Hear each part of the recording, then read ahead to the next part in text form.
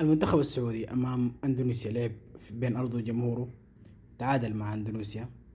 المنتخب السعودي أمام اليابان اليوم بين أرضه وجمهوره خسر من اليابان من 6 نقاط. بين أرضك وجمهورك المفروض تكون في الجيب على الأقل شي 4 نقاط، الآن نقطة واحدة بس من 6 نقاط.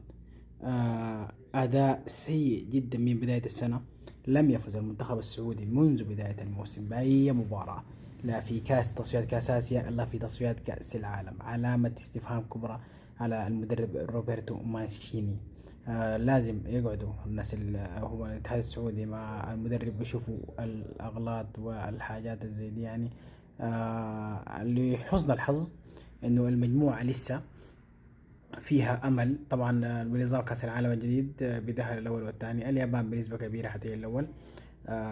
في تقارب في المستويات بين استراليا والسعوديه والبحرين، كلهم 4 نقاط في المركز الثاني بفارق الاهداف استراليا يعني. فهناك فرصه، لم يفت الامان. هناك فرصه للتدارك، لكن لازم التدارك يكون سريع جدا، لانه عنده مباراه برضو يوم 15 اكتوبر في تصفيات كأس العالم أيضا.